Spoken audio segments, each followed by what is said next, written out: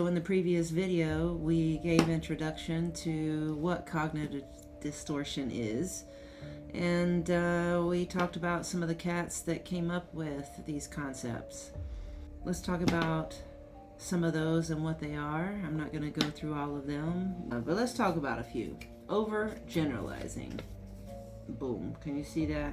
Either way, it's drawing a conclusion, essentially, based on one event. It would be like all those times when I was in school trying to become a doctor, and I would fail over and over again in pre-calculus, and I would find myself in the parking lot weeping over math. Who would have ever thought?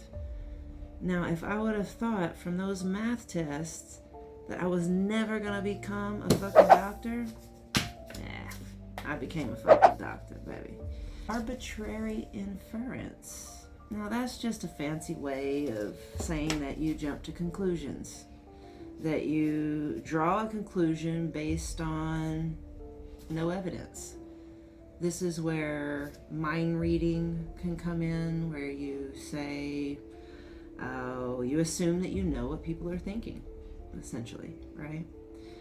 Fortune telling, where you predict that the future is going to be negative with no evidence, right? That's another way you can cause suffering for yourself. Magnification or minimization, yeah? It's a tendency to magnify the negative aspects of something and then minimize the positive. Selective abstraction. Now, yeah, that's just a fancy way of saying that you attend to one detail instead of the context. It's almost like you pull something out of context and then focus on it, right? I could say something here, but I'm going to behave. I knew someone like that. I think we're all guilty of it. I think we're all guilty of some of these things we're going to go through. The point is, the way we're talking about them today is not for you to look at who in your life is like that, like, oh, that's so-and-so. It's more to say, oh, shit, I think I do that, and that's probably what's causing a lot of the suffering. Let's try to tweak that and see if that suffering changes. Like I said, just try it as an experiment.